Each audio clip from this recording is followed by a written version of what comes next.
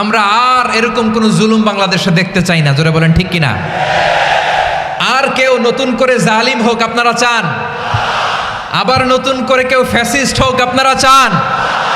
এক দল আরেক দলকে নিশ্চিহ্ন করার রাজনীতিতে মেতে উঠুক এটা আপনারা চান? আমরা বাংলাদেশকে আদল দিয়ে সাজাতে চাই। আমরা এই 56,000 বর্গ মাইলের প্রতিটা ইঞ্চি মাটিকে কোরআনের আইন দিয়ে সাজাতে চাই। রাজি আছেন আপনারা? কারা কারা রাজি দেখান হাত তোলে আল্লাহকে। অবিচারের স্থান ইসলামে নাই, জুলুমের স্থান ইসলামে নাই। আল্লাহ তাআলা বলেন যে আমি জুলুমকে নিজের জন্য হারাম করেছি এবং তোমাদের জন্য হারাম করেছি। বিশ্বনবী ফরমান, আল্লাহ তাআলা বলেন হাদিসে কুদসিতে, ইয়া ইবাদি ইন্নী হারামতুয যুলমা আলা নাফসি ওয়া জাআলতুহু বাইনাকুম মুহাররামান ফালা তাযালামু।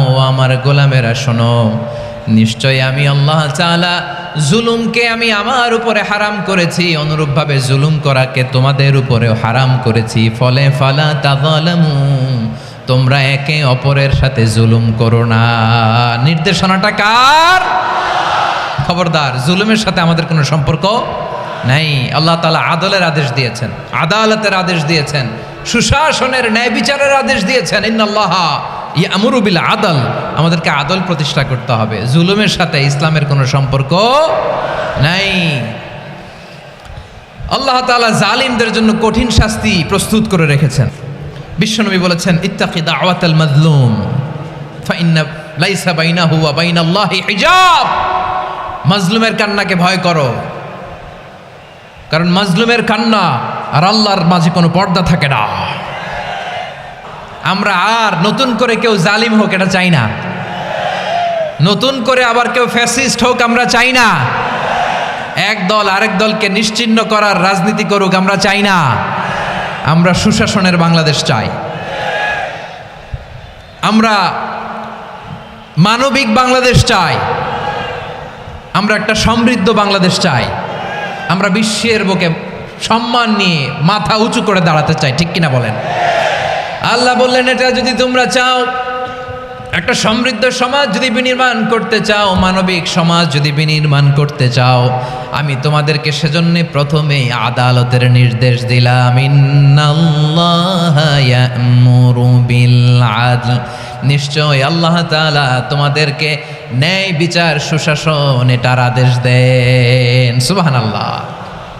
আদাল, ন্যায় বিচারের আদেশ আল্লাহ তাআলা কোরআনের বিভিন্ন আয়াতে দিয়েছেন। আল্লাহ তাআলা বলছেন, ইন্নাল্লাহা ইয়া'মুরুকুম আন তুআদ্দুল আমানাতি ইলা আহলিহা ওয়া ইযা হাকামতুম বাইনান নাসি আন তাহকুমু বিল আদল ইন্নাল্লাহা নি'ম্মা ইয়া'iযুকুম বিহি ইন্নাল্লাহা কানা সামিআন বাসীরা। আল্লাহ তাআলা বললেন,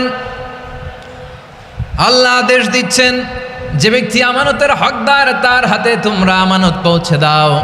আর যখন তোমরা বিচার কার্য করবে, বিচার ফয়সালা করবে, আদালতের সাথে করো। সুবহানাল্লাহ বলেন।